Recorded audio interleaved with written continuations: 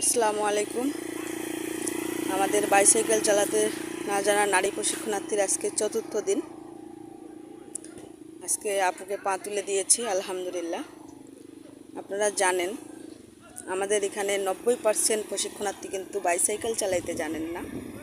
তারপরেও কিন্তু অনেক সুন্দরভাবে বাইক রাইড করেন। অনেকেই বলেন যে আমি পারবো না, আমি সাইকেল চালাতে জানি না, আমি কি পারবো?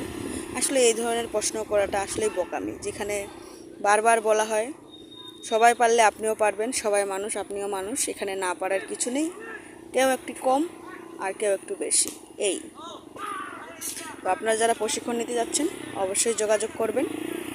কোনো প্রকার হাতে ধরে পিছনে বসে ঠেলে আমরা প্রশিক্ষণ দেই না। শুধুমাত্র মৌখিক ব্রিফিং ও সহজ কৌশলের মাধ্যমেই কিন্তু আমরা প্রশিক্ষণ দিয়ে থাকি। নিরাপদ রাইডিং প্রশিক্ষণ কেন্দ্র দিনাজপুর আপনাদের পাশে আছে সব সময়। ধন্যবাদ।